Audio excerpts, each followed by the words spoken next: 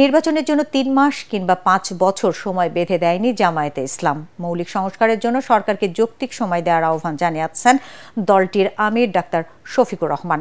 তিনি বলেন, এই সরকারকে ক্ষমতাবান ভাবা যাবে না। তারা এসেছেন ক্ষণিকের জন্য।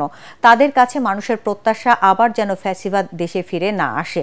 জনগণের প্রত্যাশা পূরণে এই সরকার সুষ্ঠু নির্বাচনের পথ সৃষ্টি করে একটা জনবান্ধব সরকার গঠনের পরিস্থিতি সৃষ্টি করবে বলে প্রত্যাশা জামায়াতের এই শীর্ষ নেতার। রাজধানীর কাকরাইলে forum of diploma engineers Bangladesh FDEBর ২৭তম প্রতিষ্ঠা বার্ষিকীর অনুষ্ঠানে প্রধান অতিথির বক্তব্যে তিনি এসব কথা বলেন। তার মতে, মানসিকতার পরিবর্তন না হলে দেশের পরিবর্তন সম্ভব নয়। গণঅভ্যুত্থানের মধ্য দিয়ে জন আকাঙ্ক্ষার প্রতিফলন তাদের মাধ্যমে কিছু জনগণ দেখতে চায়।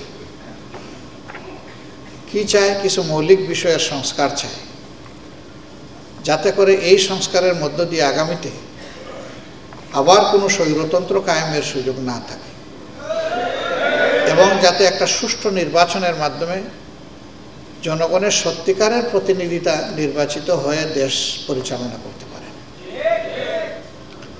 আমরা এই জন্য তাদেরকে যৌক্তিক সময় দেওয়ার কথা বলেছিলাম।